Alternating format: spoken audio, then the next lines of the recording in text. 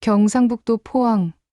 바닷바람이 적당히 불어오는 해안 도시의 어느 번화한 지역. 이곳에 위치한 대한종합개발이라는 중견 대기업의 본사 건물 16층에는 누구보다 조용하고 부지런한 한 여성이 매일같이 같은 시간, 같은 모습으로 출근을 해왔다. 그녀의 이름은 박지연. 올해 32이 된 그녀는 25이라는 어린 나이에 지금의 회사에 입사해 한 번도 지각이나 결근 없이 7년이라는 시간을 성실하게 회사와 함께해온 인물이었다. 지연은 처음엔 일반 행정직으로 시작했다. 하지만 사람의 말을 잘 기억하고 일의 우선순위를 빠르게 파악하며 상사들이 미처 인식하지 못한 사소한 디테일까지 알아차리는 그 섬세함 덕분에 입사 2년 만에 회장실 비서로 발탁되었다. 회장직을 맡고 있는 장기태 회장은 평소 말수가 적고 까다롭기로 유명했는데 그가 유일하게 신뢰하는 직원이 지연이었다는 것은 사내 누구나 아는 사실이었다. 비서직이란 단순히 전화를 받고 일정을 정리하는 일이 아니었다. 회장의 눈빛 하나, 숨소리 하나만으로 그의 기분을 파악하고 다음 행동을 예측해야 했으며 때로는 사적인 부탁까지도 군말 없이 처리해야 하는 자리였다. 수많은 직원들이 회장실에 들어갔다가 며칠 만에 부서를 옮기거나 퇴사하는 일이 반복됐지만 지연만큼은 달랐다. 그녀는 굳은 일도 얼굴 한번 찌푸리지 않고 처리했고 세장의 날 선 말투에도 차분함을 잃지 않았다. 사내에서는 그녀를 두고 회장의 오른팔이라 부르기도 했다. 하지만 지연은 스스로를 대단한 사람이라 생각하지 않았다. 다만 누구보다 책임감을 가지고 자신의 일에 최선을 다했을 뿐이었다. 어린 시절부터 아버지를 일찍 여의고 어머니와 단둘이 살며 살아남는 법을 배운 그녀에게 일은 생존 그 자체였고 한 번 시작한 일은 무슨 일이 있어도 끝까지 해내야 한다는 강한 의지를 품고 있었다. 사람들은 몰랐다. 매일 정장을 단정하게 갖춰 입고 회사 복도마다 고개 숙여 인사하는 그녀의 뒤에는 그만큼의 고단함과 책임감이 버티고 있다는 것을 출근 시간보다 1시간 먼저 도착해 회장의 회의 자료를 정리하고 식사 시간엔 혼자 책상 앞에서 도시락을 해결하며 퇴근 후엔 어머니 병원에 들렀다. 돌아오는 일상이 매일 반복되는 그녀의 삶은 철저히 루틴화되어 있었다. 그녀에게 있어 비서라는 직책은 단순한 직업이 아니었다. 그것은 자신의 인생 전체를 지탱하는 기둥이었고 쉽게 포기할 수 없는 명예이기도 했다. 그 덕분에 그녀는 누구보다 빠르게 사회의 높은 사람들과 가까이 지냈고 그들이 무심코 흘리는 말 속에서 세상의 민낯을 배워갔다. 동시에 언젠가 자신도 그 위로 올라가고 싶다는 작고 단단한 열망을 가슴 깊은 곳에 숨겨둔 채 하루하루를 버텼다. 이렇듯 겉으론 단정하고 얌전한 인상이지만 지연의 내면에는 자신만의 신념과 세계가 뚜렷하게 자리 잡고 있었다. 그리고 그 신념이 앞으로 그녀가 겪게 될 큰 시험 앞에서도 흔들리지 않게 만드는 힘이 되리라는 것을 그때의 지연은 아직 몰랐다. 그날도 지연은 여느 때와 다름없이 아침 일찍 사무실에 도착했다. 회장의 일정표를 점검하고 서류를 분류하며 하루 일과를 준비하는 그녀의 손놀림은 익숙하고 빠르면서도 단정했다. 그날따라 유난히 흐리게 낀 날씨 탓인지 아니면 알 수 없는 묘한 예감 때문이었는지 지연은 평소보다 더 정숙하게 행동하려 노력하고 있었다. 회장은 평소처럼 9시 정각에 도착했다. 고급스러운 회색 수트에 어울리는 진한 네이비 넥타이. 그날도 변함없이 묵직한 발걸음으로 비서실 앞을 지나 자신의 집무실로 들어섰다. 그는 평소처럼 무뚝뚝하게 하지만 질서 있는 걸음으로 자리로 향했고 지연은 조용히 그의 문을 닫아주었다. 그로부터 약 1시간쯤 지났을까? 지연은 막 팩스를 정리하고 있다가 회장의 내선 전화벨이 울리는 소리에 고개를 들었다. 수화기 너머로 들리는 회장의 낮고 짧은 목소리. 지연 씨, 잠깐 들어오세요. 그 말투는 무미건조했지만 이상하게도 그녀의 가슴은 순간 움찔하고 요동쳤다. 보통 때보다 목소리가 아주 미세하게 낮았고 약간의 여운이 있었다. 마치 무언가를 결심한 사람의 목소리 같았다. 지연은 언제나처럼 준비된 표정과 자세로 회장실 문을 열고 조용히 들어섰다. 문을 닫고 그의 책상 앞 의자에 조심스럽게 앉는 그 순간까지도 그녀는 어떤 이야기가 나올지 예측할 수 없었다. 하지만 책상 위에 놓여있던 검은 서류철 하나가 눈에 들어오자 그녀는 직감적으로 이 자리가 단순한 보고가 아니라는 걸 느꼈다. 회장은 깊게 등을 기댄 채 그녀를 천천히 바라보다가 책상 위 서류철을 건드리며 입을 열었다. 지연 씨. 그의 눈동자는 흔히 보던 냉정한 기업가의 표정과는 어딘가 달랐다. 차갑긴 했지만 그 속에 묘하게 억제된 기대감 같은 것이 섞여 있었다. 당신이 그동안 얼마나 수고했는지 나는 다 보고 있었습니다. 예상 밖의 말이었다. 회장은 좀처럼 사적인 감정을 드러내지 않는 사람으로 칭찬 한마디 없는 상사였다. 그런 그가 먼저 고맙다는 말을 꺼냈다는 것은 분명 뒤따라올 이야기에 무게가 있다는 뜻이었다. 나는 정말로 능력 있는 사람은 반드시 보상받아야 한다고 생각해요. 당신 같은 사람은 더 높은 자리에 있어야 합니다. 그 순간 지연의 눈썹이 아주 살짝 올라갔다. 회장은 그 작은 반응을 읽은 듯 바로 본론으로 들어갔다. 이 서류에 있는 내용은 민감하지만 회사의 중요한 내부 정보입니다. 내가 당신에게 이걸 보여주는 이유는 앞으로 나와 더 가까이서 일하게 될 사람이니까요. 그는 잠시 말을 멈추고 지연을 바라보았다. 그 시선에는 묘한 긴장감과 기시감이 섞여 있었다. 지연 씨, 이 제안만 받아준다면. 그는 천천히 미소 지으며 말을 이었다. 다음 달 인사에서 바로 팀장 자리에 올릴 겁니다.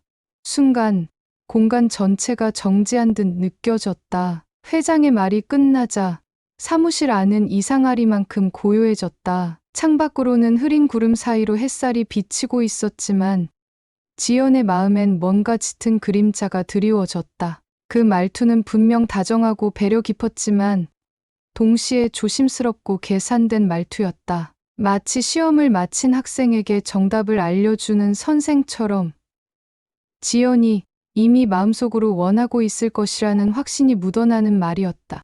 회장은 자신이 얼마나 그녀를 신뢰하고 있는지를 강조하며 이 기회를 통해 한 단계 더 성장할 수 있다고 설득했다. 그러나 지연은 쉽게 대답하지 못했다.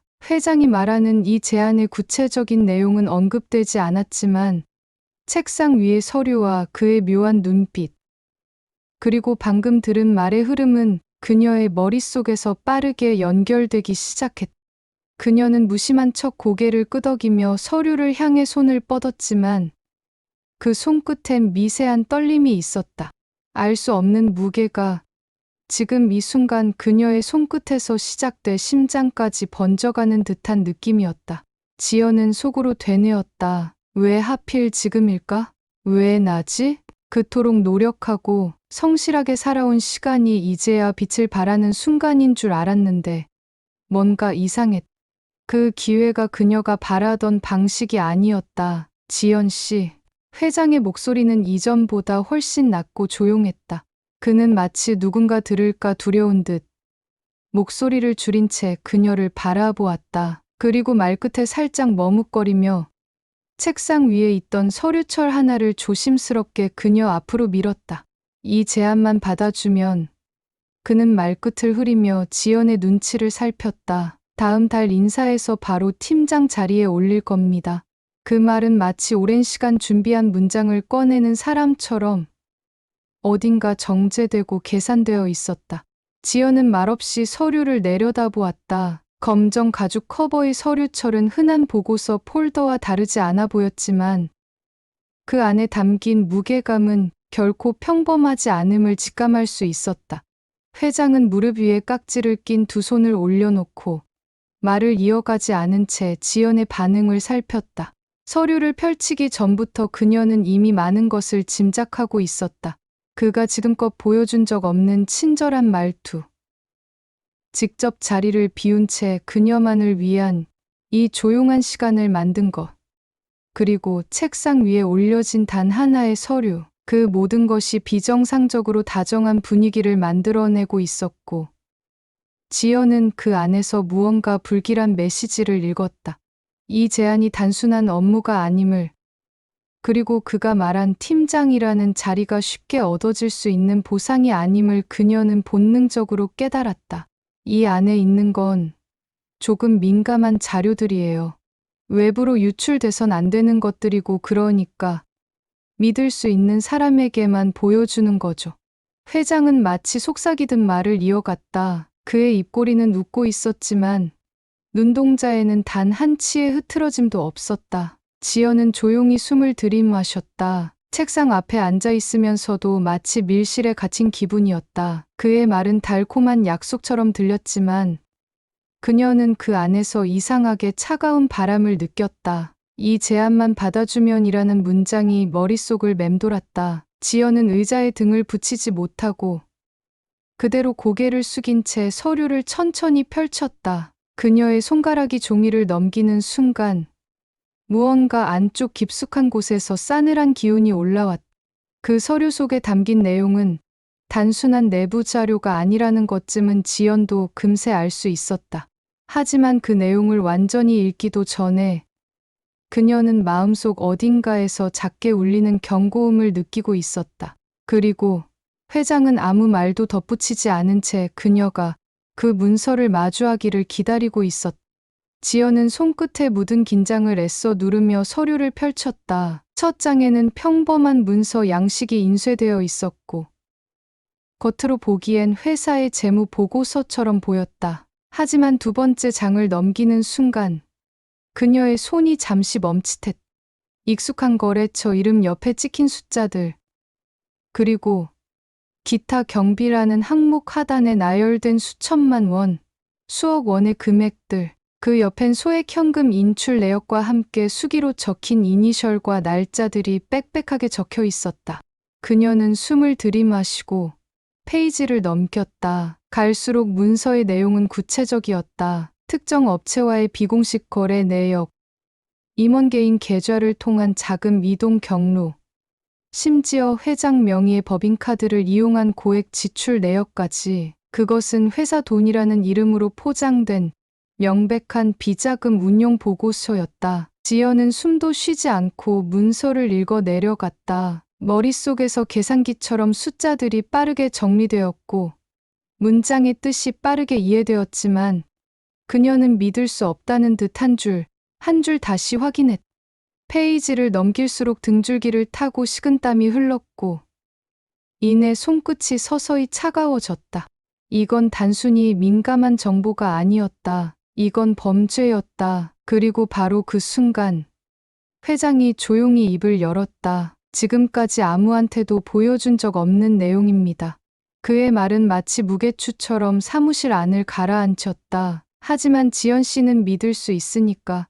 지연은 고개를 들어 그를 바라보았다. 그의 표정엔 당황함도 불안함도 없었다. 오히려 태연했고 심지어는 안도하는 기색마저 느껴졌다. 그 눈빛 속에는 이 정도쯤은 괜찮지 않나라는 오만한 확신이 있었다. 마치 그녀가 지금 이 순간 당연히 그를 이해하고 동조해 줄 거라고 믿고 있다는 듯이. 이런 건. 회장은 천천히 말끝을 굴리며 다시 입을 열었다. 이 바닥에선 다들 하고 있어요. 투명한 회계. 그건 보여지는 껍데기일 뿐입니다. 그는 마치 누군가에게 배운 말을 되풀이하듯 정제된 어조로 말을 이어갔다. 내가 이 회사를 여기까지 끌어올릴 수 있었던 이유도 정직함만으론 설명할 수 없다는 거 지연 씨는 누구보다 잘 알지 않나요? 그 말에 지연은 머리가 멍해졌다. 지금 그가 내게 원하는 건 뭘까? 서류를 보며 고개를 끄덕여주는 일.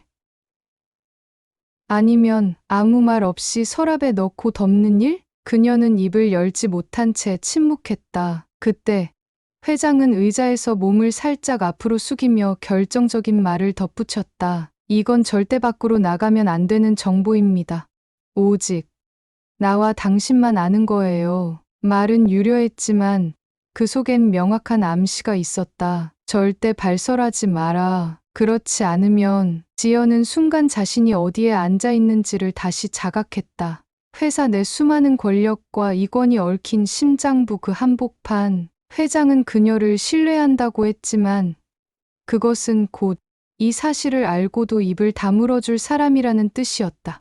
그 신뢰란 인간적인 존중이 아닌 침묵에 대한 보상, 공범으로서의 유대였다. 지연의 두 손은 여전히 무릎 위에 얌전히 올려져 있었지만 그녀의 속은 요동치고 있었다. 마음 한구석에선 이건 나와 상관없는 일이다. 모른 척하고 넘어가자는 속삭임이 들려왔고 또 한편에선 이걸 묵인하는 순간 나도 같은 사람이 되는 거야 라는 외침이 울려 퍼졌다. 이 순간 회장은 고요한 미소를 지은 채 그녀의 결정을 기다리고 있었다. 서류는 열려 있고 말은 끝났고 이제 선택은 그녀에게 넘어온 것이다. 그리고 지연은 그 어느 때보다 조용히 깊은 숨을 들이마셨다.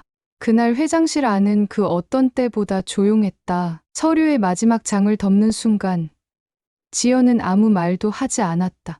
회장도 그녀에게 더는 말을 붙이지 않았다. 그저 깊고 천천한 시선으로 그녀를 바라볼 뿐이었다. 그 시선 속엔 이해했지.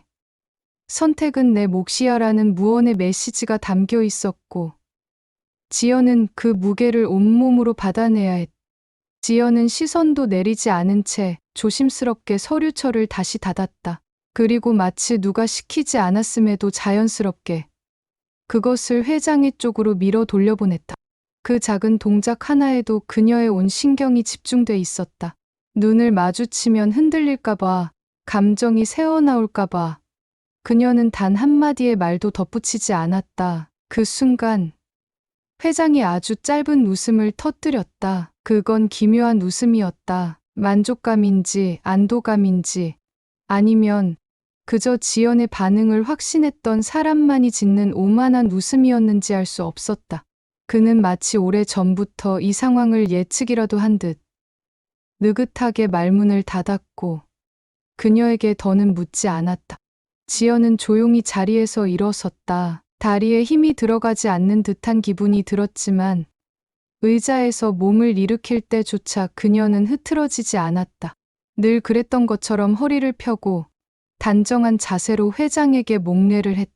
그리고 문을 향해 천천히 발을 옮겼다. 손이 문고리에 닿는 순간 잠시 그 자리에 멈춰섰다. 생각이 밀려들었다. 이걸 거절하면 내가 쫓겨날 수도 있겠지. 그건 결코 비현실적인 우려가 아니었다. 이 회사가 어떤 방식으로 돌아가는지, 누가 어떤 방식으로 말없이 사라졌는지를 그녀는 누구보다 잘 알고 있었다. 직접적인 해고가 아니더라도 냉대, 따돌림, 인사이동, 직무배제, 모든 건 눈에 띄지 않게 이루어질 것이며 그 끝엔 결국 스스로 회사를 떠나는 수밖에 없을 것이다. 그녀는 그것을 알고 있었다. 그렇기에 지금 이 상황은 단순한 선택이 아니라 인생의 경로를 바꾸는 중대한 전환점이었다. 무엇을 선택하든 이전의 삶으로는 결코 돌아갈 수 없을 터였다. 그리고 그 복잡한 감정 속에서 지연은 조용히 숨을 들이마셨다. 길고, 깊고, 천천히. 그 숨은 마치 그녀가 안고 있는 불안을 꾹꾹 눌러 담은 것 같았다. 입술은 굳게 담은 채 고개를 숙이지도 들지도 않고 그대로 문을 열었다.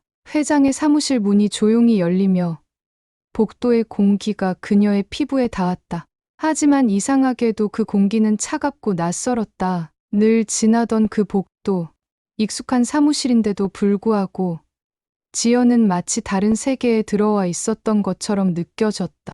시간이 정지되었다가 갑자기 다시 흐르기 시작한 듯한 느낌. 무언가 거대한 결정을 하지도 않았는데 이미 그 결정에 따라 모든 것이 변해버린 듯한 기분이었다. 복도를 걷는 그녀의 발걸음은 무거웠다. 신발의 굽이 바닥을 두드리는 소리가 유난히 크게 울렸다. 평소라면 인사하며 스쳐 지나갈 동료들도 눈에 들어오지 않았고 전화벨 소리, 타자 치는 소리조차 희미하게 들렸다. 모든 것이 일상 그대로인데 그녀의 내면은 이미 전쟁을 치른 직후처럼 피로하고 지쳤고 혼란스러웠다. 사무실에 돌아온 지연은 의자에 앉지 못하고 한동안 그 자리에 멈춰 서 있었다. 책상 위에 놓인 자잘한 메모들, 업무 파일, 스탠드 불빛 하나하나가 묘하게 현실감이 없었다. 잠시 뒤 그녀는 천천히 의자에 앉아 손을 무릎 위에 올리고 눈을 감았다. 온몸이 떨리는 것도 아니고 눈물이 나는 것도 아니었지만 그녀는 자신이 지금 어떤 거대한 선택의 중심에 서 있다는 것을 너무도 분명히 느끼고 있었다. 그 선택이 무엇이든 그날의 회장실에서 나오는 발걸음은 그녀의 인생에서 가장 무거운 발걸음으로 기억될 것이다. 그날 저녁, 지연은 평소보다 한참 늦게 퇴근했다. 도시의 야경은 반짝였지만 그녀의 눈엔 어떤 빛도 들어오지 않았다. 대리석 바닥을 구르던 발걸음은 무겁고 무표정했으며 지하철 손잡이를 잡은 손에는 미세한 떨림이 맺혀 있었다. 창밖을 바라보며 한숨도 없이 가만히 선 채 그녀는 온종일 머릿속을 점령하고 있는 그 검은 서류철의 내용을 되뇌었다. 집으로 돌아오는 길, 그녀는 편의점에서 간단한 도시락을 하나 집어 들었지만 전자레인지에서 따뜻하게 데운 그 음식은 결국 젓가락 한 번 들지 못한 채 식탁 위에 남겨졌다. 방 안은 고요했다. 어머니는 이미 잠들었고 오직 지연만이 눈을 부릅뜬 채 거실 소파에 앉아 있었다.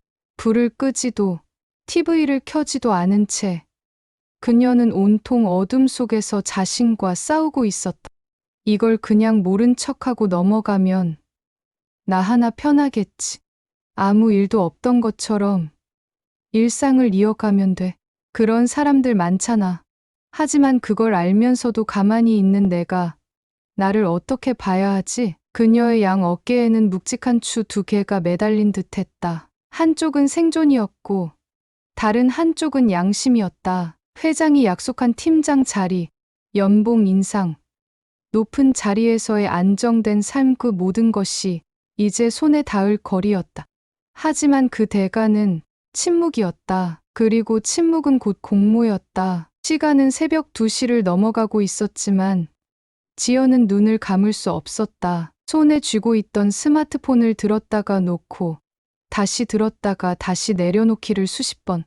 익명 제보센터 사이트를 켰다가 닫기를 반복하며 그녀는 깊은 숨을 몇 번이나 삼켰다. 머릿속에선 회장의 말이 맴돌고 있었다. 당신은 믿을 수 있는 사람이라고 생각했어요. 그 말의 의미는 단순한 칭찬이 아니었다. 그건 입을 다물 수 있는 사람이라는 전제를 담고 있었고 이제 지연은 그 믿음을 배신할 준비를 해야만 했다. 결국 그녀는 다시 스마트폰을 들었다. 이번엔 손끝이 멈추지 않았다. 지연은 회사 외부로 반출해온 문서를 하나하나 스캔한 뒤 제보 사이트의 익명 폼에 첨부하기 시작했다. 그리고 몇 줄의 간결하지만 정확한 설명을 덧붙였다. 회장의 비자금 운용 관련 내부 자료입니다. 철저한 조사 부탁드립니다. 제 신원은 밝히지 않겠습니다. 전송 버튼을 누른 순간 그녀는 오랜 시간 움켜쥐고 있던 무언가를 손에서 놓아버린 듯한 기분이 들었다. 머릿속이 얼얼해지며 온몸에서 힘이 빠졌고 눈가가 뜨겁게 달아올랐다. 소파에 몸을 기대고 눈을 감은 그 순간 지연은 처음으로 자신이 한 선택에 대해 확신할 수 있었다. 그건 누구를 위한 것도 아니었고 누구를 쓰러뜨리기 위한 것도 아니었다. 그저 더는 침묵하지 않겠다는 스스로에 대한 약속이었다. 며칠이 지났다. 그리고 그 변화는 아주 조용하지만 빠르게 다가왔다. 사내 메신저에선 이상한 소문이 돌기 시작했고 임원들의 얼굴엔 긴장이 감돌았다. 회장의 일정은 갑자기 비워졌고 비서실로부터 어떤 공지도 내려오지 않았다. 그러던 어느 날 아침 대형 경제지의 온라인 헤드라인에 붉은 제목이 뜨기 시작했다. 대한종합개발 회장 비자금 조성 의혹 내부 제보자에 의해 조사 착수. 회사 안은 충격으로 뒤덮였다. 기자들이 사옥 앞을 배회했고 고위 간부들의 회의가 긴급하게 소집되었으며 그동안 단단하던 회장실 문은 닫힌 채 열릴 줄 몰랐다. 그리고 이틀 뒤 회장은 사내 공지를 통해 공식 사임을 발표했다. 그 문장은 짧았지만 의미심장했다. 본인은 금일 자로 회장직에서 물러나며 향후 조사에 성실히 임할 것을 약속드립니다.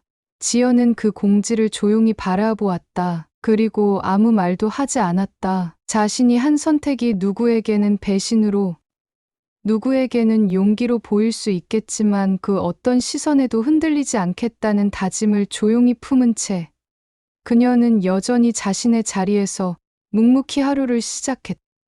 회장이 공식적으로 자리에서 물러난 이후 회사는 빠르게 사태 수습에 나섰다. 임시 대표 체제가 꾸려졌고 감사팀은 전체 회계 시스템을 재점검하기 시작했다. 하지만 아무리 외면을 정리하고 조직도를 바꿔도 오래된 조직 안에 남은 그 침묵과 불신의 공기는 쉽게 거치지 않았다. 지연은 그 변화의 한가운데서 조용히 일상을 정리해 나갔다. 본사 16층. 그녀가 수년 동안 오르내리던 복도는 이제 더 이상 편안한 곳이 아니었다. 직접적으로 그녀를 탓하거나 의심하는 이는 없었지만 몇몇 시선은 의미심장했고 몇몇 대화는 갑자기 멈추기도 했다. 익명으로 제보했지만 사람들은 어렴풋이 짐작하고 있었고 눈치는 말보다 더 정확하게 진실을 짚어내곤 했다. 특히 회장과 가까웠던 몇몇 임원은 예전처럼 지연을 부르지 않았다. 회장의 오른팔이던 그 여자가 회장의 몰락과 거의 동시에 중심에서 물러났다는 것 그 자체가 조용한 암시였다. 지연은 조용히 서랍을 정리했다. 7년이라는 시간 동안 쌓인 수많은 메모와 문서, 동료가 건넸던 쪽지들, 휴게실에서 혼자 읽던 책 한 권까지 모두가 너무 익숙해서 쉽게 떼어낼 수 없는 것들이었지만 그녀는 손끝의 미련을 억지로 끊어냈다.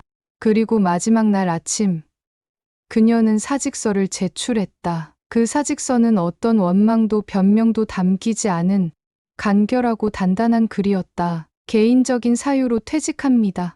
지금까지 많은 것을 배웠습니다. 사람들은 그녀의 퇴사를 궁금해했고 몇몇은 조심스레 물었다. 하지만 지연은 웃으며 고개를 저을 뿐 어떤 설명도 하지 않았다. 그녀는 누군가의 평가를 들을 필요도 인정받기를 원하지도 않았다. 이미 자신이 내려야 할 결정을 내렸고 그에 대한 책임도 스스로 감당할 준비가 되어 있었기 때문이다. 그날 퇴근 시간 무렵 지연은 회사 건물을 천천히 걸어 나왔다. 그 문을 처음 열고 들어섰던 25의 자신이 떠올랐다. 두려움과 설렘, 불확실한 미래와 막연한 기대감이 뒤섞였던 첫 출근날? 그리고 이제 그 문을 나서는 32의 박지연은 더 이상 그때처럼 미숙하지 않았다. 무언가를 얻기 위해 애써 머리를 숙이지도 지키기 위해 눈을 감지도 않았다. 그녀는 결국 아무도 알아주지 않을 수도 있는 선택을 했고 그로 인해 오랜 일터를 떠나게 되었지만 그 결정을 단 한순간도 후회하지 않았다. 어떤 사람은 그녀를 회장을 배신한 비서라 속삭였고 어떤 사람은 회사를 살린 내부 고발자라고 불렀다. 그러나 지연에게 그 모든 말은 중요하지 않았다. 그녀는 단지 잘못된 것을 알면서도 모른 척할 수 없었던 평범한 한 사람이었고 그 선택이 누구를 무너뜨리기 위한 것이 아니라 자신의 삶 앞에서 부끄럽지 않기 위한 행동이었다는 것만 분명히 알고 있었다. 며칠 뒤 그녀는 한적한 카페 구석에서 노트북을 펴고 새로운 이력서를 작성했다. 경력란에는 단 하나의 직장만이 적혀 있었고 퇴사 사유는 간단하게 자발적 퇴사라고 기입했다.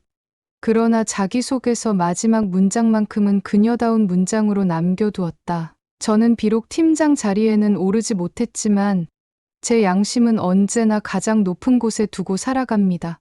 커피잔에서 피어오르는 김 너머로 그녀의 표정은 한결 편안해 보였다. 이제는 누구의 그림자 아래서 일하지 않아도 되었고 누구의 기대나 시험 앞에서 스스로를 숨기지 않아도 되었다. 인생은 여전히 불확실하고 고단하겠지만 적어도 앞으로의 길에서 그녀는 떳떳할 수 있었다. 그것이면 충분했다. 그리고 지연은 천천히, 그러나 흔들림 없는 걸음으로 새로운 길을 향해 나아갔다.